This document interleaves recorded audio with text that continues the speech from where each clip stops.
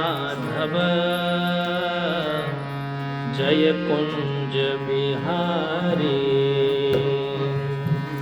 जय राधा माधव जय कुंज बिहारी, जय राधा माधव जय कुंज बिहारी, जय राधा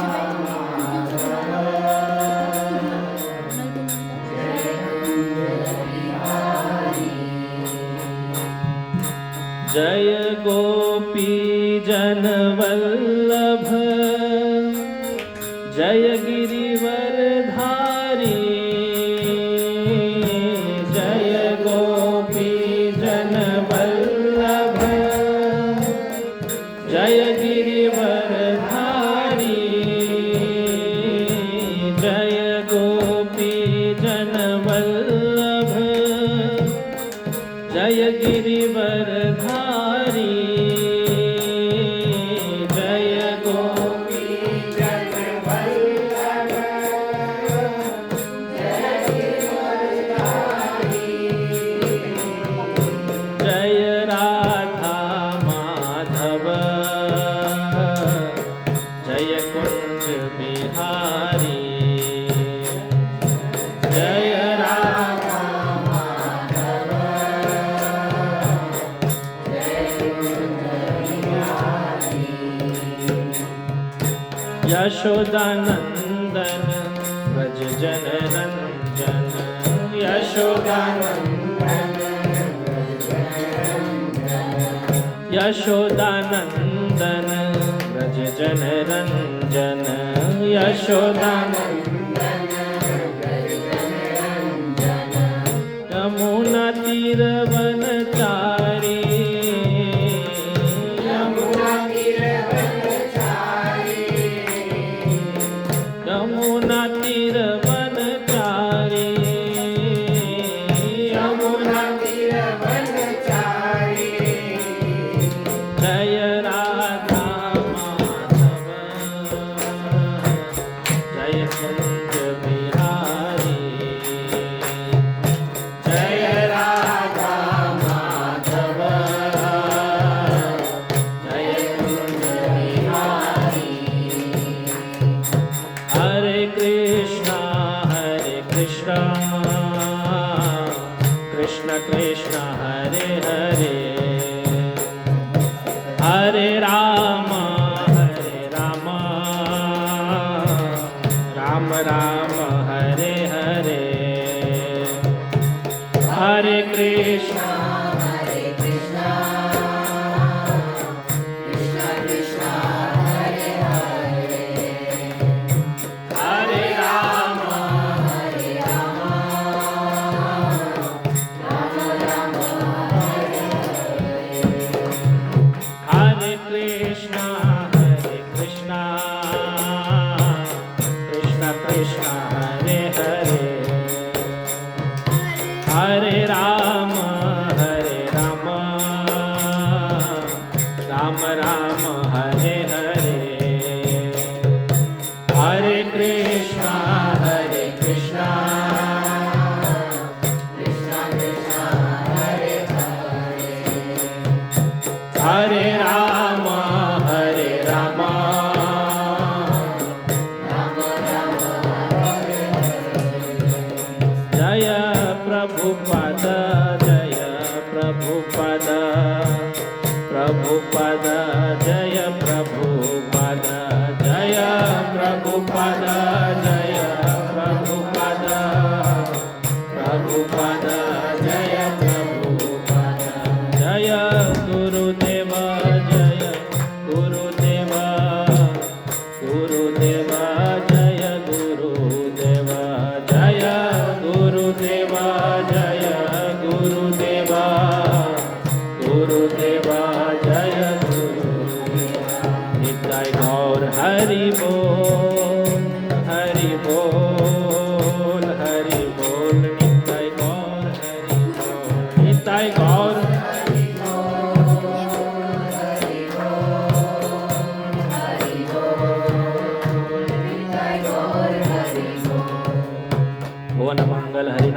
संकीर्तन की जय। जगत गुरु शील प्रभुपाद की जय। मंगलाचरण है ना, मंगलाचरण का लिया था।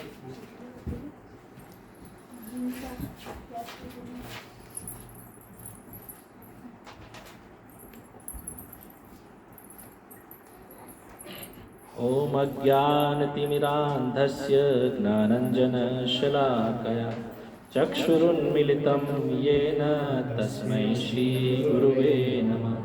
श्रीचैतन्यमनोभीष्टं स्थापितं येन भूतले स्वयं रूपः कदा मह्यं ददाति स्वपदान्तिकं। वन्देऽहं श्रीगुरु श्रीयुतपदकमलं श्रीगुरुन् वैष्णवांश्च श्रीरूपं साग्रजातं सहगण रघुनाथन्वितं तं सजीवं साद्वैतं सावधूतं परिजनसहितं कृष्णचैतन्यदेवं श्रीराधाकृष्णपादां सहगण ललिता श्रीशाखान्विताश्च नमो ॐ विष्णुपादाय कृष्णपृष्ठाय भूतले श्रीमते भक्तिवेदान्त स्वामिनिति नामिने। नमस्ते सरस्वते देवी गौरवाणी प्रचारिणे निर्विशेषशून्यवादी पाश्चात्यदेशतारिणे। हे कृष्ण करुणा सिंधु दीनबंधु जगत्पते गोपेश गोपिका कांत श्री राधा कांत नमोस्तुते। तप्त कांचन गौरांगी राधे वृंदावनेश्वरी वृषभानुसुते देवी प्रणमामि हरिप्रिये।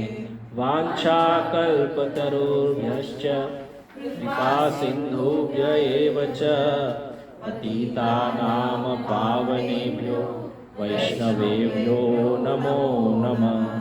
जय श्री कृष्ण चैतन्य प्रभु नित्यानंद श्री अद्वैत गदाधर श्रीवासादि गौर भक्तवृंद।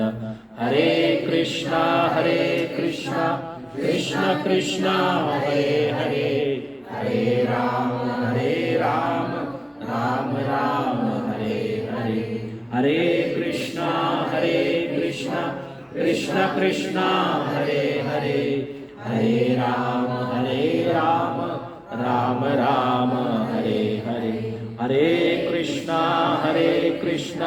कृष्ण कृष्णा हरे हरे, हरे राम राम राम हरे हरे। ओम नमो भगवते वासुदेवाय। ओम नमो भगवते वासुदेवाय। ओम नमो भगवते वासुदेवाय। ओम नमो भगवते वासुदेवाय। ओम नमो भगवते वासुदेवाय। ओम नमो भगवते वासुदेवाय। हरे कृष्ण। आप सभी का साप्ताहिक भगवद गीता सत्संग में स्वागत करते हैं। सभी वैष्णव तथा श्रोतागण, ये इच्छा है कि भगवद गीता को इस प्रकार से हम सप्ताह बाय सप्ताह श्रवण करने का प्रयास करेंगे। तो अंतर्राष्ट्रीय कृष्ण भावनामृत संघ, जिसे हम इस्कॉन के नाम से जानते हैं, उनका मुख्य उद्देश्य ये है कि सनातन धर्म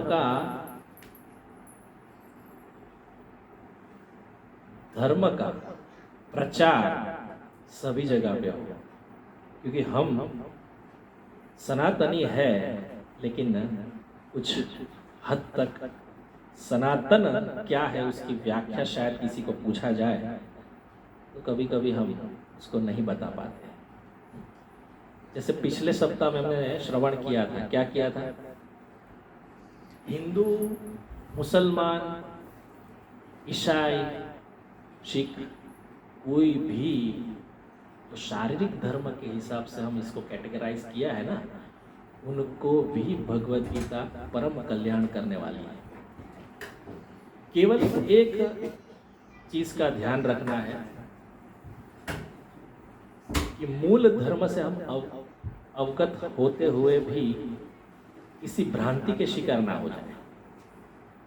तो ये भक्तों का बहुत बड़ा अनुग्रह है और सत्संग का लाभ हमको प्राप्त हुआ है। जैसे कि विजय भट्ट प्रभु जो कि आज आए नहीं है, लेट हो गए हैं, उनकी भी इच्छा थी, मनु प्रभु की इच्छा थी, शायद हर्षेश प्रभु भी मुझे बोल रहे थे बीच में, गौतम प्रभु तो बहुत ही इसमें आगे है और उनको बहुत इच्छा भी है कीर्तन और कथा का।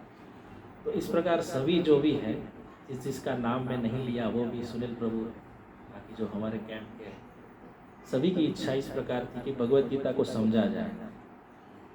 तो ऐसे सुंदर अवसर हमको प्राप्त हुआ है, उस अवसर का लाभ उठाना, क्योंकि भगवान की कृपा है तभी सत्संग प्राप्त होता है। पिछली बार हमने श्रवण किया था, तो इस सुंदर महात्म्य का वर्णन हमने पिछले सप्ताह में किया। उसमें मुख्य एक बात पे हमने चर्चा की थी, सत्संग पहला ही। तो किसी को ज्ञात है सत्संग का दो अर्थ हमने समझा था?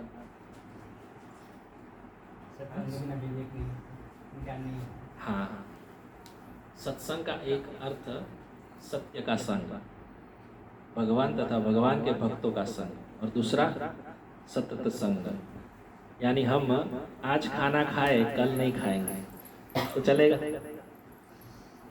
बोलेगा हमारा तो उपवास रहता है, तो एक दिन रहता है ना, कि तीसरे दिन तो चाहिए ना। वैसा सत्संग हमको आत्मा को पुष्ट करता है। क्या करती है? आत्मा को पुष्ट। शरीर को पुष्ट करता है अन्न, लेकिन सत्संग क्या करता है?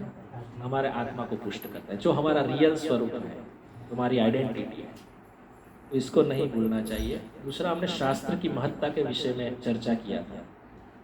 सर्वोपनिषदो गावो दोग्धा गोपाल नंदन पार्थो वत्स सुधीर भोक्ता दुग्धम गीतामृतम महत्, ये श्लोक पे चर्चा की। तो बहुत सारे, आज मैं ये सोच रहा था कि थोड़ा लाइट हो जाए, क्योंकि लास्ट टाइम मैं सोचा था कि बहुत भारी भारी श्लोक फेंक दिया मैंने तो शांति से 1 बाय 1 आदान प्रदान से हम बात करेंगे आज। तो उसमें थोड़ा बहुत प्रश्न भी पूछा जाएगा। यदि प्रश्न का जवाब नहीं आता तो चिंता नहीं है, लेकिन वही बेटर वे है। तो पहला प्रश्न ये पूछूं मैं कि सत्संग का महात्म्य क्या है? मतलब हम क्यों इधर इकट्ठे होते हैं? ऐसा नहीं कि मैं इधर बैठा हूं तो मैं सर्वोच्च ज्ञानी हो गया और आप नीचे हो तो आपको पता ही नहीं, ऐसा नहीं है। लेकिन बात मूल समझनी है, सत्संग क्यों आवश्यक है, महात्मा। एक किसी को भी पता है तो बोल सकते हैं उंगली उठा के, या तो फिर मैं कंटिन्यू बोलूंगा। ये देखिए, मैं एक तरह से, ये जो सत्संग है ना, एक तरफा नहीं होना चाहिए। यदि मैं ही बोलता रहा तो कैच कैसे होगा? मुझे भी ऐसा समझ में नहीं आएगा ना। तो सत्संग का महात्म्य, चलो प्रश्न दूसरा करते हैं। सत्संग का महात्म्य आपको पता है। इस संसार में जन्म लेने के पश्चात अब तक का कार्य जो किया, उसका निचोड़ क्या है? नहीं, प्रश्न समझिए। निचोड़ क्या है? कुछ नहीं तो कुछ ना कुछ तो किया है ना हमने, कुछ नहीं किया निर्वाह, ओके, ठीक है, बहुत सुंदर। निचोड़, कंक्लूजन, या तो बोलते रिजल्ट, है ना? नहीं, हम जी रहे हैं, हम जन्म में, ये धीरे धीरे हम बड़े हुए, सब कर्तव्य निर्वाह कर रहे हैं। पहले शादीशुदा नहीं थे, अभी शादीशुदा हो गए, तो बोलेंगे कोई, प्रभु ये शादीशुदा की बात छोड़ दो, पहले ही जिंदगी अच्छी थी, शादी करके फंस गया यार, हो गया है। तो मतलब बोलने का मेरा तात्पर्य है कि निचोड़, रिजल्ट क्या है। तो देखिए, कोई भी जीव जीवन में जन्मने के बाद मृत्यु पर्यंत कार्य करते हैं, वह केवल 4 चीजों के लिए कार्य करता है। 4, समझे? 4 वो कौन है? पहला है आहार, दूसरा है आराम मतलब निद्रा, तीसरा है भय, और चौथा है मैथुन, यानी अपने जैसे संतानें उत्पन्न करना। ये चार चीजों के अलावा कोई पांचवा नहीं करता है। यदि आप पशु ले लो या तो मनुष्य ले लो, दोनों करता है। और ये जो निचोड़ है ना, वो किसका है वो बताता हूँ। ये निचोड़ महर्षि वेद व्यास का है। महर्षि वेद व्यास ये बताए कि ये जो चार चीजें मनुष्य और पशु दोनों करते हैं। तो प्रश्न ये उठता है कि मनुष्य और पशु में अंतर क्या है? फिर दोनों यही चीज करते हैं। ऐसा सोचा होगा कभी कभी? थिंक किया है ऐसा? सुना है, प्रवचनों में सुना है तो थोड़ा थोड़ा अवगत तो हो गए। चलो मैं एक एग्जांपल दूं। यदि खाने की कंपटीशन करी जाए हाथी के साथ मनुष्य की, तो कौन जीतेगा? हाथी कैसे खाता है? टन टन में खाता है। हम तो एक थाली लेते हो, शायद 500 ग्राम भी होगा, कभी कभी कोई 1 किलो भी खा जाता होगा। लेकिन उससे ज्यादा है क्या? नहीं ना। ये मैं क्यों पूछ रहा हूँ? देखिए, ये हम किसी से पूछते हैं ना, तो वो बता रहे हैं कि जब किसी को हम ये आध्यात्म के विषय में पूछते हैं और बोलते हैं कि आपको आध्यात्म में रस है क्या, तो बोलते हैं प्रभु जी बहुत काम है, आप हमको पता है आपका सब चलता रहता है सत्संग है ये सब, लेकिन थोड़ा हमको बख्श दो, हमको बहुत धंधा पानी पैसा कमाना है, परिवार बच्चे सब, आपका क्या है? तो जैसे वो हमको सिखा रहे, हमका तो जैसे कुछ है ही नहीं। तो ये इसीलिए पूछा जाता है। तो यदि हाथी इतना सारा खाता है, हाथी को चिंता है अन्न कहाँ से मिलेगा? अन्न से खाता है तो भी नहीं है ना। लेकिन मनुष्य को है।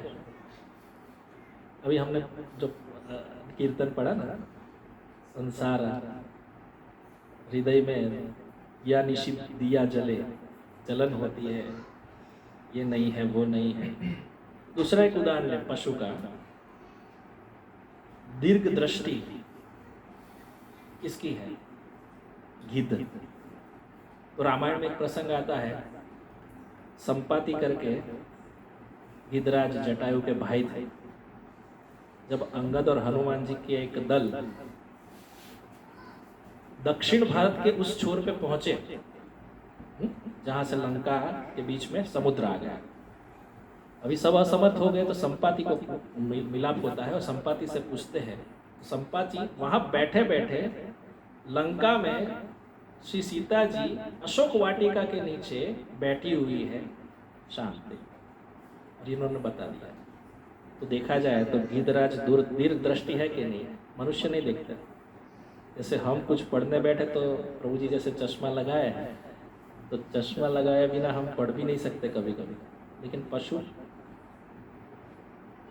कुत्ता सूंघने में एक्सपर्ट है, सूंघ के पता चल जाएगा कि सुराग कहाँ है, इसलिए पुलिस और अधिकारी सब कुत्ते रखते हैं ना। और चौथा एक उदाहरण और ले, जैसे हमारे बिल्डिंग में ज़्यादातर कबूतर बहुत हैं, तो कबूतर का एक एक्सपर्टनेस है, क्या है? दिशा सूचकता। वो कभी अपनी जगह नहीं भूलता, या कहीं भी भेजना है ना उसको, तो पहले तो चिट्ठी का व्यवहार भी उससे ही होता था। तो सभी गिना जाए तो पशु और मनुष्य में हम देखते हैं कि पशु का ही कैटेगरी हाई है, सब एक्सपर्टनेस में। तो पहला है आहार, दूसरा है निद्रा। अभी देखो निद्रा में भी कौन एक्सपर्ट है पता है? मेंढक। जब 4 मास बारिश होती है ना तभी जगता है, फिर 8 मास सो जाता है, कहीं दिखाई नहीं देता। ये शायद किसी ने ध्यान नहीं दिया होगा, लेकिन ये सत्य है। मेंढक दिखते हैं, जैसे हम तो इधर कहाँ बारिश होती है और मेंढक भी दिखने को मुश्किल है, लेकिन जब हम गांव में जाते हैं या तो शहरों में कहीं कहीं जमीन में वो निकल आते हैं जब बारिश होती है, फिर सो जाते हैं। तो सोने में भी हमसे एक्सपर्ट है। हम तो चलो 8 घंटा, कभी कभी तो कोई 10-10, 12-12 घंटा सोता है, लेकिन मेंढक का हरीफाई में कोई हम पास नहीं है, फेल है। फिर तीसरा आता है भय। तो बिल्ली या कुत्ता, किसी को हम बोलेंगे जाएंगे, तुरंत घबरा जाते हैं ना, कभी कभी सोचते हैं कि उनको क्या बुद्धि है, ये वो सब बोलते हैं। नहीं, उनको बुद्धि है तभी तो वो डर जाते हैं ना। हम जाते हैं तो डर के भाग के दुबक के कहीं छुप जाएगी। तो भय भी पशु में है। और चौथा है मैथुन, अपने जैसे संतानें उत्पन्न करना। ये भी पशु में एक्सपर्ट सब लोग। मेरा मूल तात्पर्य ये है कि इस 4 कार्यों में पशु सबसे आगे है, परंतु एक विशेषता है मनुष्य में जो पशु नहीं कर सकते, मनुष्य कर सकते हैं। इस पे विचार किया? ये भी मत किसका है? महर्षि वेदव्यास का। कभी कभी लगता है कि हम ऐसे ही नहीं, इसीलिए शास्त्रों का मैंने प्रमाण लेके पिछले सत्र में बात किया था। शास्त्र की प्रमाण, 3 प्रमाण का हम आके व्याख्या देखेंगे। पहला है प्रत्यक्ष, दूसरा अनुमान और तीसरा आता है शब्द प्रमाण। तो शास्त्र में महाभारत में एक श्लोक आता है। हालांकि अभी आप देखो, आप सोच रहे होंगे कि ठीक है पशु के साथ कंपैरिजन कर, लेकिन पशु जो है वो कहीं भी खा लेता है, कहीं भी सो जाता है, लेकिन मनुष्य कुछ पद्धति, डाइनिंग टेबल पे बैठ के खाएगा, स्वच्छता रखेगा, लेकिन कर तो वही रहा है ना 4 कार्य। तो हम ये सोच सकते हैं कि पद्धति किसी की देखी जाए दोनों में से तो मनुष्य की सबसे अच्छी है। सहमत है कि नहीं आप लोग इससे? लेकिन एक विशेषता है मनुष्य की। क्या है वो? नहीं, इस अंतर को स्पष्ट करता है महाभारत का एक श्लोक जो महर्षि वेदव्यास ने लिखा है। महर्षि वेदव्यास क्या लिखते हैं? आहार निद्रा भय मैथुनम च सामान्य एतत् पशुभिः नराणाम्। आहार, निद्रा, भय और मैथुन सामान्य एतत् पशुभिः, पशुओं में भी देखा जाता है और मनुष्यों में भी। अभी विशेष क्या है? तो बोल रहे हैं कि धर्मो ही तेषाम अधिको विशेषो धर्मेण हीना पशुभिः समान। धर्म केवल जिज्ञासा जो है ना धर्म के विषय में, कौन कर सकता है? मनुष्य। प्राणी, पशु नहीं कर सकता। ये कैटेगरी केवल मनुष्य में पाई जाएगी। इसीलिए आज जो हमने कीर्तन भजा किया वो क्या था? हरि हरि विफुले जन्म गोवाइनो। यदि यही करना था तो पशु में और मनुष्य में अंतर ही नहीं है। कुत्ता कभी ये नहीं बोलेगा कि आप दिन रात मुझे चौकी में बिठा के रखते हो, कुछ सैलरी तो देते नहीं है। बाहर पूरी तरह मैं भाव भाव करता रहता हूँ, कुछ पगार दिया आज तक? गाय कभी ये नहीं बोलती है कि दूध हम तो लीटर लीटर 2 लीटर लेके ले जाते हो, आज तक मुझे कभी दिया पगार? मनुष्य ये जिज्ञासा नहीं कर सकता, सॉरी पशु ये जिज्ञासा नहीं कर सकता, मनुष्य कर सकता है। तो धर्मो ही तेषाम, क्या है धर्म? अभी धर्म की व्याख्या समझे तो धर्म क्या है? धर्म है कर्तव्य। कर्तव्य समझ में आता है ना? कभी कभी धर्म को हम बहुत संकीर्ण बना देते हैं। ये इसकी ज्ञाति ज्ञाति में भी हम कभी कभी बहुत मिश्रण कर देते हैं। ये हिंदू भी है या सनातनी जो समझते हैं ना, लेकिन इसके साथ नहीं जमेंगे। ये अपनी बिरादरी का नहीं है। पिछली बार हमने श्रवण किया था 8 वर्ण और आश्रम। तो 4 जो है वर्ण है और 4 आश्रम, वही मुख्य है अपने। तो मूल बात समझने की ये है कि दोनों में से हमको समझना चाहिए कि धर्म यानी कर्तव्य निर्वाह, कर्तव्य समझना चाहिए धर्म क्या है। तो अभी ये बात तो समझ में आ जाती है महर्षि वेदव्यास के अनुसार कि मनुष्य धर्म के विषय में जिज्ञासा कर सकता है। कभी कभी किसी को पूछते हैं तो ये बोलते हैं कि मनुष्य में बुद्धि है, पशु में बुद्धि नहीं है। ऐसा कौन सोचता है? सोचता है कोई? मैं गांव में मेरा एक अनुभव कहता हूँ। जब हम गांव में थे ना तो दूध गर्म करके वहाँ रखते हैं और वहाँ बिल्ली भी घूमती रहती है। तो अपनी नज़र से देखती है दूध इधर रखा हुआ है, लेकिन कोई है ना किचन में, तब तक वो नहीं आती है। एकदम नजर चापती और छुप के बैठ जाती है। जैसे कोई इधर से गया ना, मैं दुबक के जाऊंगी और दूध का स्वाद लूंगी। ये प्लान बनाती है बिल्ली भी।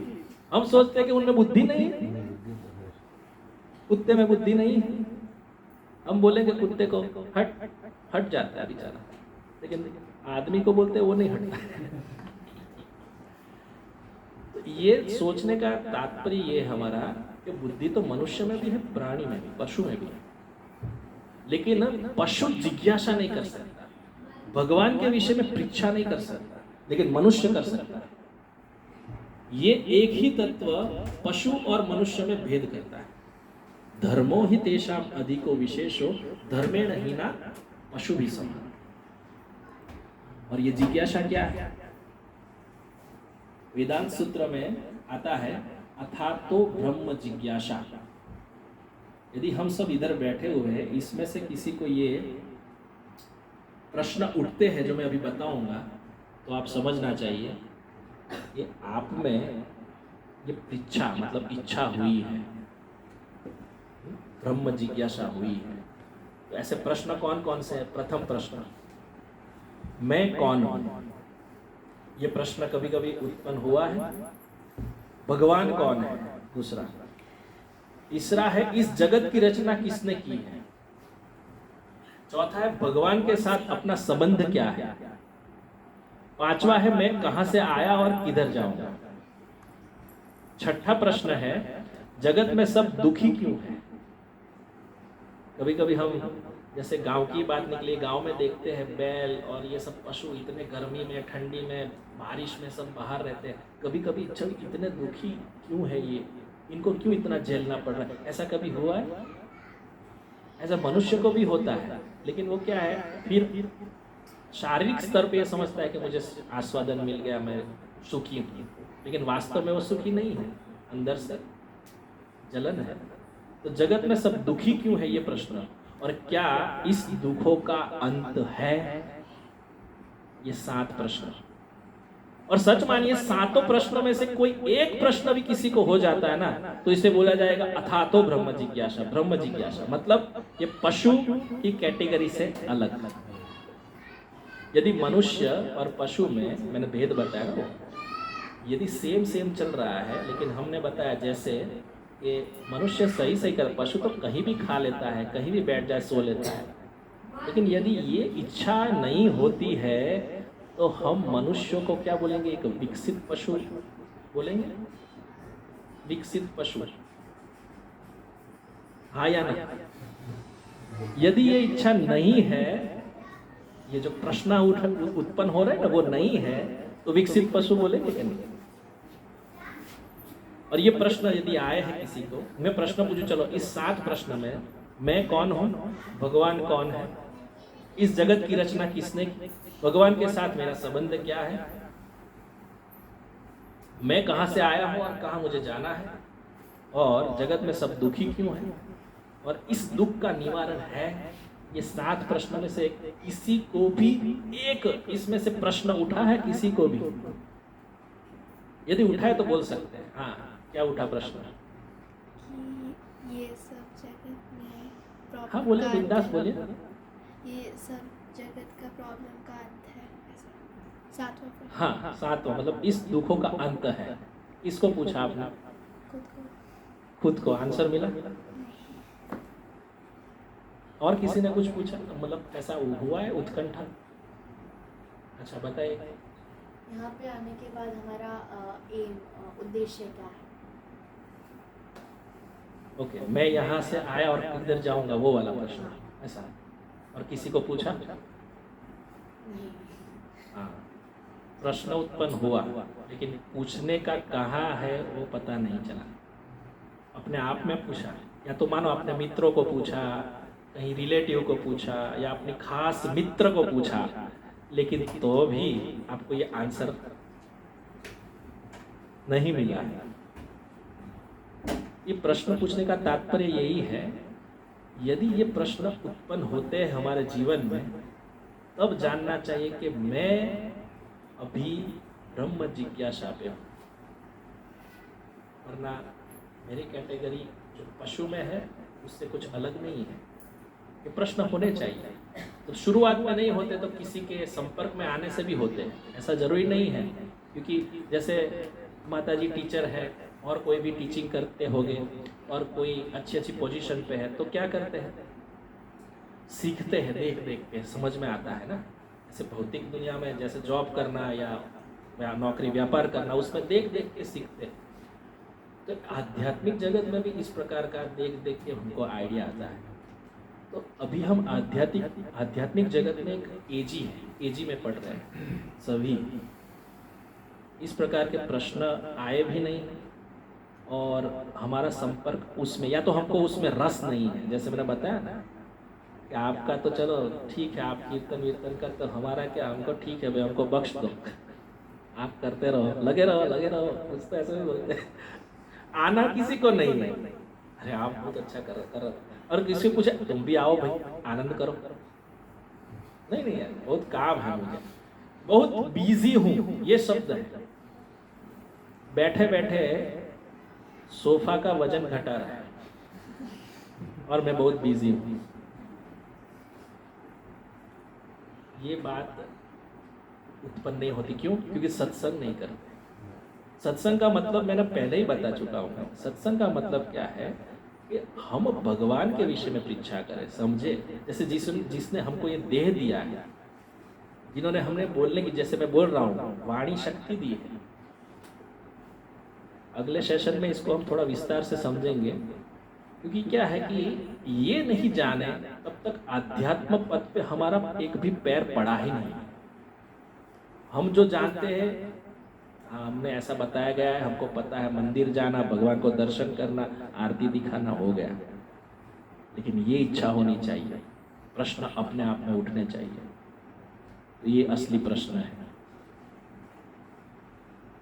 दूसरा ये है कि जिज्ञासा दो प्रकार की है। जैसे हमने बताया ना, जिज्ञासा दो प्रकार की। एक जिज्ञासा ऐसी होती है, इसे बोलते हैं भौतिक जिज्ञासा। और भौतिक जिज्ञासा क्या है? आज मूवी कौन सा लगा है, होटल कौन सी अच्छी है, इस रेस्टोरेंट में कैसा खाना मिलता है, ये भौतिक जिज्ञासा है। और दूसरी जिज्ञासा जिसको बोलते हैं आध्यात्मिक जिज्ञासा। मैं कौन हूँ, जैसे मैंने बताया था। आध्यात्मिक जिज्ञासा के विषय में एक उदाहरण दूं। श्री सनातन गोस्वामी श्री ब्रह्म मर्द गौड़ीय संप्रदाय के गोदावरी के तट पर श्री चैतन्य महाप्रभु को प्रश्न करते हैं। बंगाली में बोला है, मैं हिंदी में बता देता हूँ।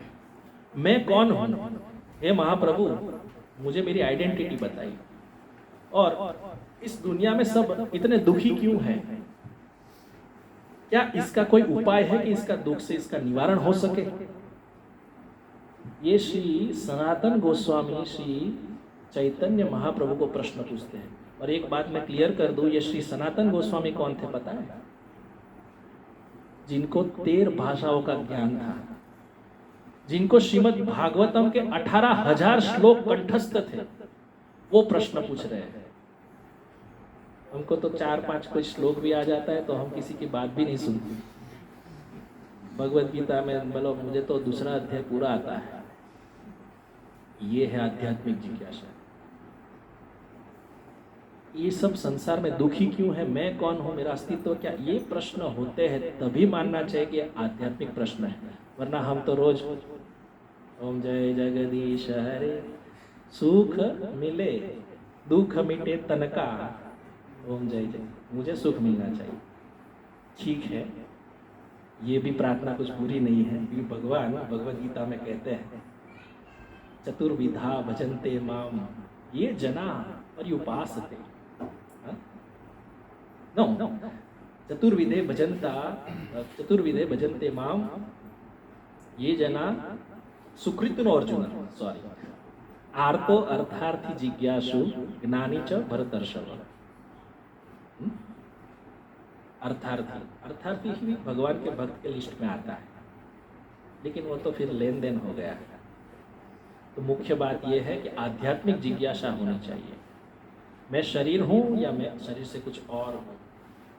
क्योंकि शरीर होता है तो मैं तो नष्ट हो जाता है ये शरीर कुछ समय के बाद। इस जीवन में मेरी 60-70 साल की उम्र है, फिर ये मेरा शरीर नहीं रहता है, तो कहाँ चला जाता है? तो फिर आपको पूछना पड़ेगा, नहीं मैं शरीर नहीं हूँ, मैं तो कुछ और हूँ। तो ये आध्यात्मिक जिज्ञासा इसको कहा जाता है।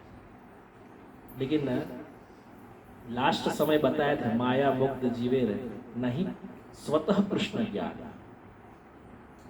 माया से मुक्त जीव को स्वतः कृष्ण का ज्ञान नहीं होता। तो ये जो भगवत गीता रूपी विज्ञान है, उसका तो ज्ञान कहाँ से होगा, जिन्होंने भगवान कृष्ण ने ही कही है। तो ये सब जिज्ञासा नहीं है। आजकल हम फास्ट लाइफ की तरफ बहुत मुड़ रहे हैं। फास्ट लाइफ चाहिए, सब कुछ एकदम A1 नंबर का। फास्ट फूड लिया है फास्ट लाइफ में, पिज्जा बर्गर पास्ता सब है नरक के रास्ता।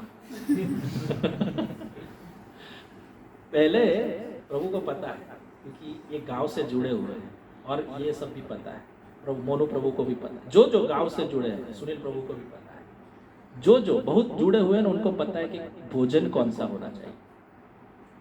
पहले हम खाते थे रोटला, हम तो गुजराती में रोटला તમે હું કહો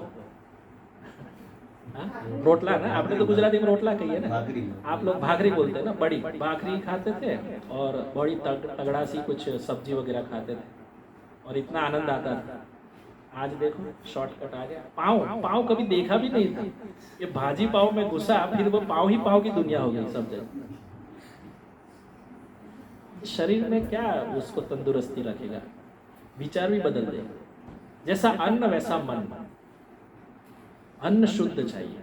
तो ये सब प्रश्न भी उत्पन्न हो गए, वरना प्रश्न ऐसे ही आएंगे कि आज कौन सी मूवी लगी है, आज कहाँ घूमने जाएंगे, इधर उधर। देखो घूमना भी, भक्तों में भी घूमना होता है। अब कभी कभी बोलेंगे इनको क्या यही बात करते रहते हैं, हम भी पिकनिक जाते हैं भैया। और वो कहाँ गए हमारे पिकनिक के, वो भी बोलते इधर जाना उधर चलो। अभी हम गए थे ना शक्कर पार्क भी गए थे। देखिए पिकनिक जाके करना क्या है, कुछ ऐसा किया जाए जहाँ से सब कृष्ण भावना भावित बने, इसी के विषय में ऐसी गेम भी खेलना चाहिए। फिर भी वो लोग तो पैसा ले रहे हैं, कमा रहे हैं, हमको क्या दे रहे हैं, हमारा क्या गल्ला भर रहे हैं घर में, उल्टा हमारा ले जा रहे हैं। ये सब बातें समझने योग्य है। दूसरी बात ये है, भगवान को भोग लगाए बिना, ये भी प्रॉब्लमेटिक है, क्योंकि तीसरे अध्याय के 13वें श्लोक में भगवान बताते हैं कि जो भी यज्ञ में अर्पित मुझे अर्पण किए बिना अन्न खाता है वो केवल पाप खाता है। भुंजन्ते तगम पापा ये पचन्यात आत्म कारण। आत्म कारण मतलब क्या, अपनी ही इंद्रियों के आराम के लिए जो अन्न पकाता है वो पाप खाता है।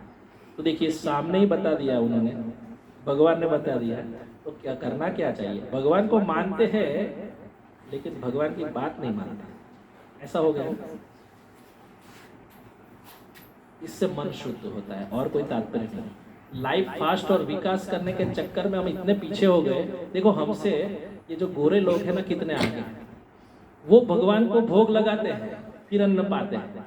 विदेश के जो भी, ऐसा नहीं कि इस्कॉन में ही विदेश के हैं, बाकी भी जगह पे है। मैंने तो श्री संप्रदाय में भी देखे हैं। तो तिलक से भी आपको आइडिया आ जाता है, लेकिन ये गोरा है, मतलब मानो कि ये कहीं पोलैंड का है, अमेरिका का है, ऑस्ट्रेलिया का है, सभी जगह, लेकिन वो भी ये समझते हैं। एक बार हमारे यहाँ बहुत रमू जी है, वो पात्री प्रभु आए थे। उन्होंने क्या बताया कि हम लोग इधर आ गए और इधर के लोग जो है ना वो विदेश जा रहे हैं, तो हमको ये सौभाग्य मिल रहा है, और जो सौभाग्य हमको होते हुए भी हम उनसे दूर जा रहे हैं। ये बात समझने योग्य है। हम लोग कभी भी हंसी में निकाल देते हैं, लेकिन ये बात समझने योग्य है। हम विदेश में आते हुए, फास्ट लाइफ में आते हुए हम ये भूल गए हैं कि हमारा अस्तित्व क्या है, हम कहाँ से हैं। भारत देश में जन्म मिला ना, वो सबसे बड़ा उपलब्धि है। लेकिन कभी कभी क्या बोलते हैं, नहीं इसको तो हम है ना ऑस्ट्रेलिया में जन्म कराएंगे। कराओ, ये तुम्हें ही छोड़ दे के भाग जाएगा। चलो तुम जाओ तुम्हारे घर, मैं तो इधर ही रहता हूँ। बच्चों में शिक्षा नहीं आती। और भगवान बोलते हैं यद यद आचरति श्रेष्ठ तत्तद देवेतरो जन सयत प्रमाण कुरुते लोकस्तद अनुवर्तते। भगवान बोलते हैं जैसा जैसा श्रेष्ठ व्यक्ति आचरण करता है वैसा ही अपने जो नीचे वाले हैं ना वो अनुसरण करते हैं। कभी कभी हमारे आचरण से बच्चे बिगड़ जाते हैं क्योंकि हमारा आचरण सीधा नहीं है। कभी हमने बताया नहीं कि कैसे भोग लगाते हैं, कैसे आरती करते हैं, कैसे भगवान की आरती गाते हैं, कैसे कीर्तन गाया जाता है। वो बच्चे में कैसे आएगा? मतलब हम ही अपनी पुश्ते बोलते हैं ना, क्या बोलते हैं, पेढ़ी को बिगाड़ रहे हैं। इसके विषय में हम अध्याय 1 में अर्जुन जो दलील प्रस्तुत करते हैं ना उसके विषय में हम बहुत डिटेल में समझेंगे। अर्जुन बोल रहा था, क्या बोल रहे थे, ये सब हो जाएगा तो स्त्रियां दूषित हो जाएगी, वर्ण संकर संतानें पैदा होगी, पूर्वजों को पानी देने वाला कोई बचेगा नहीं, हम सब नरक के भागी हो जाएंगे। इतने सारे प्रस्तुत किए, लेकिन ये बात सत्य है। भगवान ने वहां खंडन किया, क्यों? क्योंकि वो जहाँ पे उसका कर्तव्य क्या था, ऐसा नहीं होगा। लेकिन ये बात मूल हम देखें ना तो प्रभुपाद जी तात्पर्य में लिख रहे हैं कि आज के समाज में बहुत ही बंद बेचता है, क्योंकि आज जो समाज जिस दिशा में जा रहा है ना उस दिशा में सब लोग बिगड़ रहे हैं, छोटे से बड़े। तो बड़े पहले बिगड़ेंगे तभी छोटे बिगड़ेंगे। आज मैं जब भी इंडिया भी जाता हूँ तो छोटे छोटे स्कूल के बच्चे कहीं कहीं नाले और कहीं भी सिगरेट फूकते रहते हैं, और हम देखते कि कितनी पड़ता है तो कुछ बोलेंगे नहीं, ऐसा ऐसा। मैं बोला कितनी दौड़, पता है वो तो मतलब किला दौड़ में पढ़ता था, कौन से कक्षा में पढ़ते थे, 6वीं कक्षा, 6th क्लास में पढ़ते सिगरेट।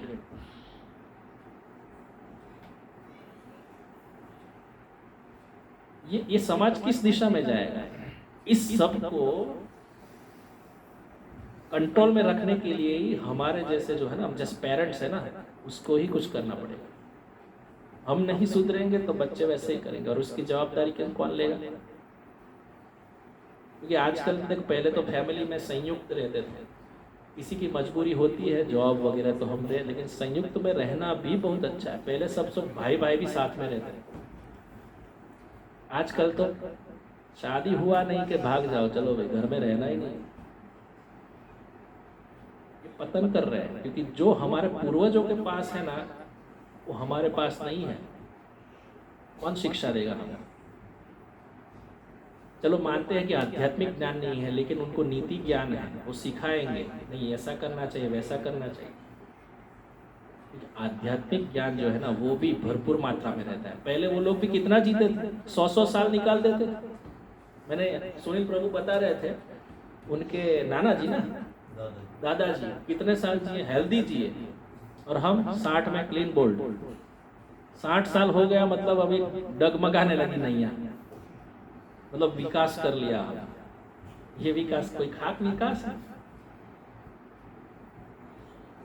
असली समस्या इससे अलग है। और असली समस्या क्या है पता है? जन्म, मृत्यु, जरा, व्याधि, 4 मूल समस्या भगवान भगवद गीता में बताते हैं। जन्म लेना, मृत्यु, व्याधि मतलब कुछ तकलीफ आती है, ऑपरेशन करवाते हैं, ये सब होता रहता है। जरा यानी वृद्धावस्था।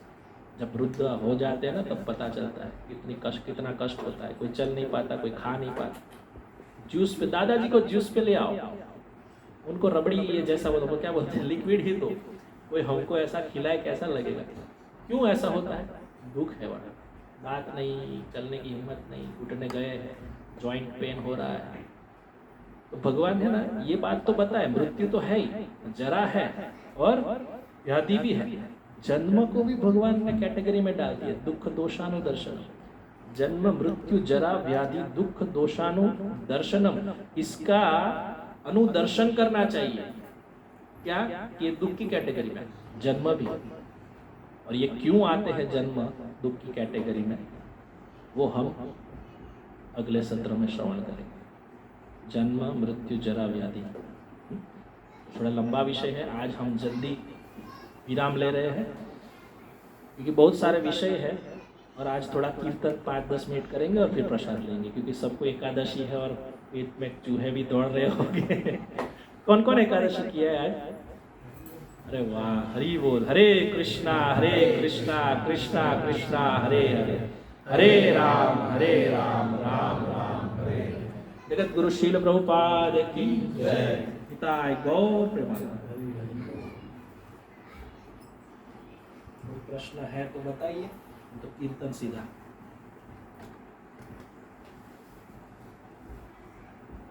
क्लियर है? वाह। जैसे आप बोले ना दुखी आदमी रहता है, तो वही मतलब उसके बारे में थोड़ा समझाइए। जैसे हर चीज आदमी के पास रहता है फिर भी दुखी रहता है। दुखी क्यों रहता है? पता है, क्योंकि वो बीच का ज्ञान। एक ही बात बताऊं कि लंबा हो जाएगा। मैं शरीर हूँ ये सोचता है ना, इसलिए दुखी है। क्योंकि मैं सच्चिदानंद भगवान का अंश हूँ। ये जब बात क्लियर हो जाएगी ना तो दुख नहीं रहेगा। मेरा दुख का कारण क्या है? मैं और मेरा। समझ में आया? मैं और अभिमान है मैं।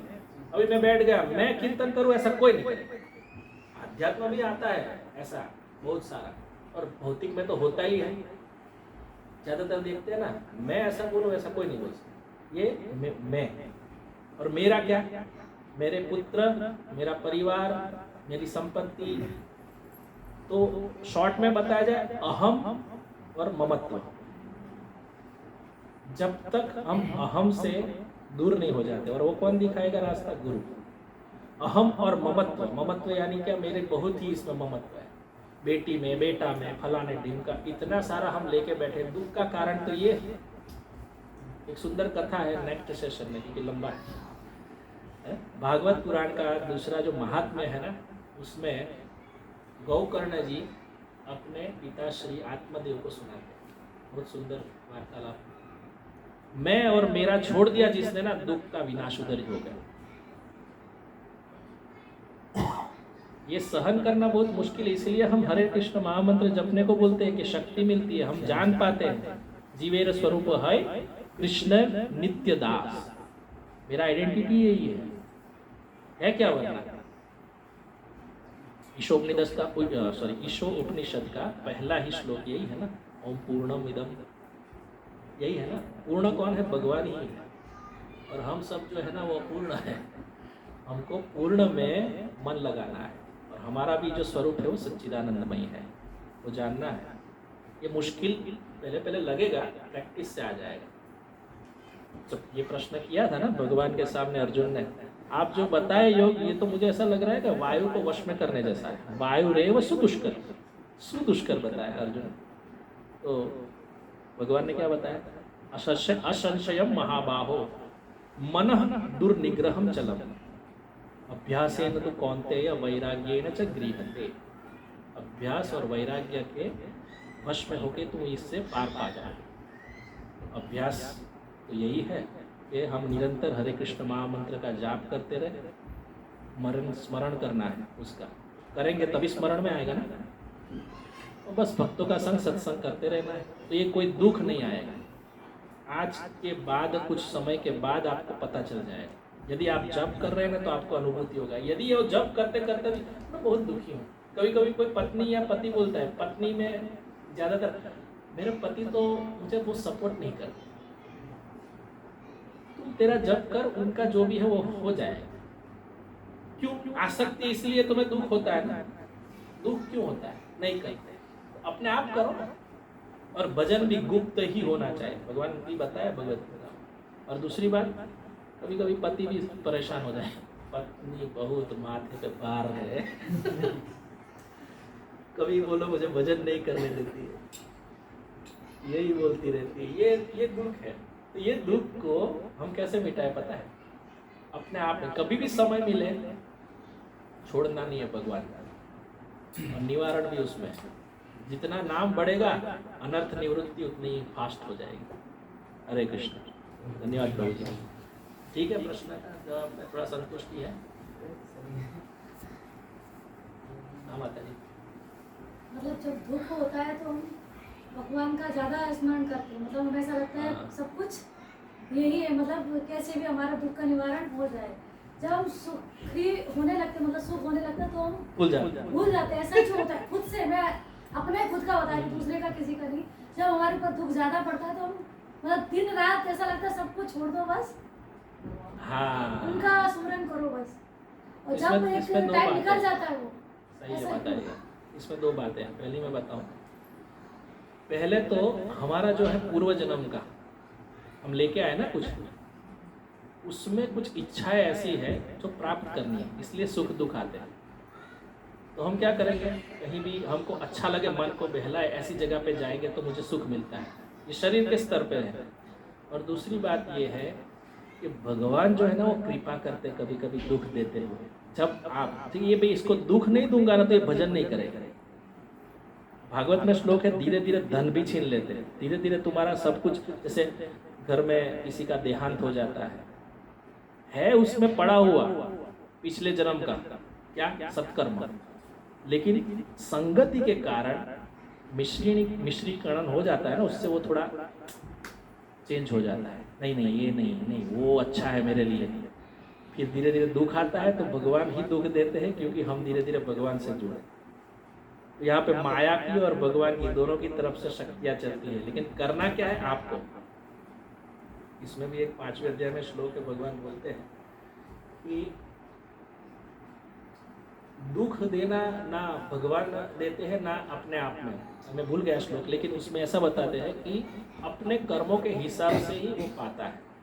लेकिन जैसे जैसे आप भगवान से जुड़ेंगे ना, भगवान आपको ऐसे ही दुख देते रहेंगे जिससे आप उससे निवृत्त हो जाएंगे।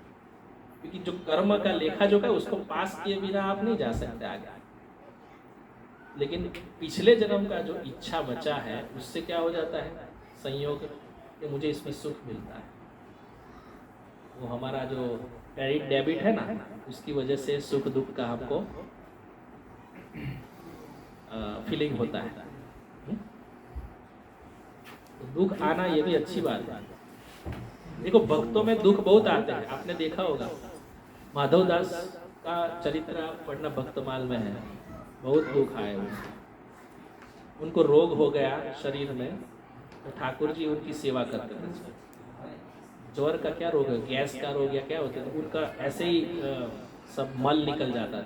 तो समुद्र के तट पे जगन्नाथपुरी में तो खुद भगवान उनका मल साफ करते हैं। तो वो उठा नहीं जाता था, तो इतना पैर में पड़ के मुझे क्यों इतना पाप में डाल रहे हैं, ये सत्य घटना है। तो कि नहीं माधवदास, तुम्हें मैं ऐसी निवृत्ति दूंगा, लेकिन तुम्हारा जो भी बचा कुचा है वो तो निकाल दो। तो निकालने के लिए ही भगवान दुख देते हैं, फिर मेरे पास आ जाओ। आप समझ रहे ना। लेकिन ये इच्छा भी होनी चाहिए। लेकिन जैसे संगति हमारी बढ़ जाएगी भौतिकता में, तो फिर से हम लग जाएंगे। इसीलिए सत्संग होता है कि हम अपनी आइडेंटिटी को समझें और सही दिशा में भजन हो जाए। ठीक माता जी, हरे कृष्ण, धन्यवाद माता जी। ठीक है, तो कीर्तन थोड़ा 5 मिनट केवल।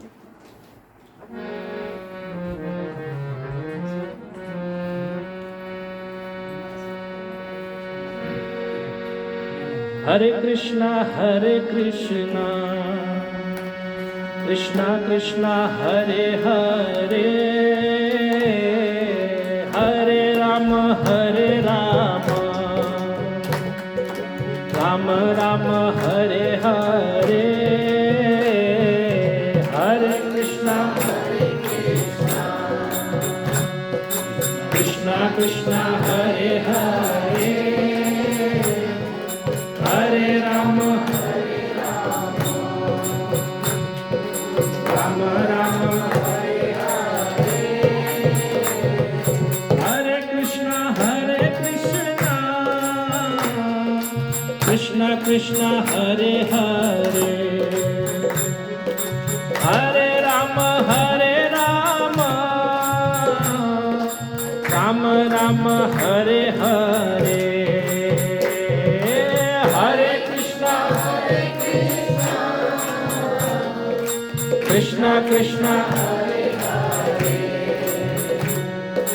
हरे राम राम हरे हरे, हरे कृष्ण कृष्णा हरे कृष्णा कृष्णा कृष्णा हरे हरे हरे राम राम राम हरे हरे हरे कृष्णा हरे कृष्णा कृष्णा कृष्णा हरे हरे हरे राम राम राम हरे हरे हरे कृष्णा कृष्णा कृष्णा हरे हरे हरे राम राम राम हरे हरे हरे कृष्णा कृष्णा कृष्णा हरे हरे हरे राम राम राम हरे हरे हरे कृष्णा कृष्णा कृष्णा हरे हरे हरे राम राम राम हरे हरे हरे कृष्णा हरे कृष्णा कृष्णा कृष्णा हरे हरे हरे राम राम राम हरे हरे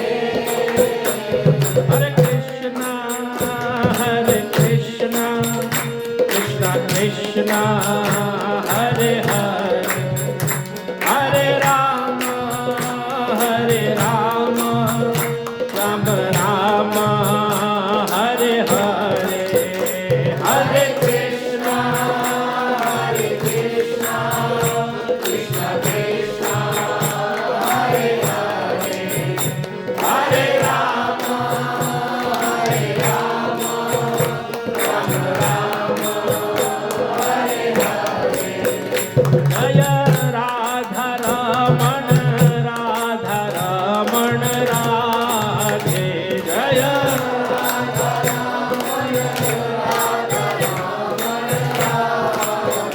जय राधा श्याम सुंदर राधे जय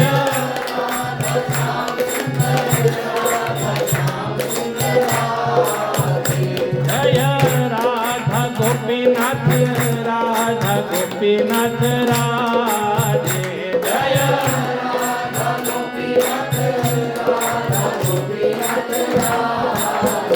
जय जय जय प्रभुपाद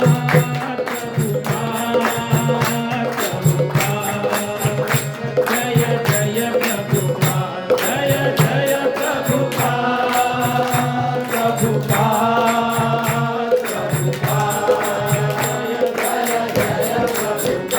जय जय गुरुदेव जय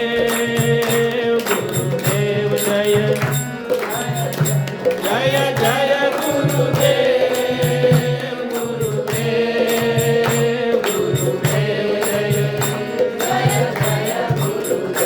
निताई गौर हरि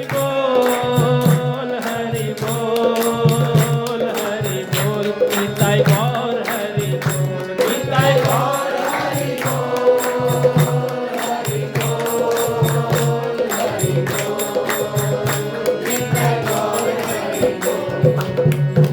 भुवन मंगल हरिनाम संकीर्तन की जगत गुरु शील प्रभुपाद की निताय गौर प्रेमानंदे।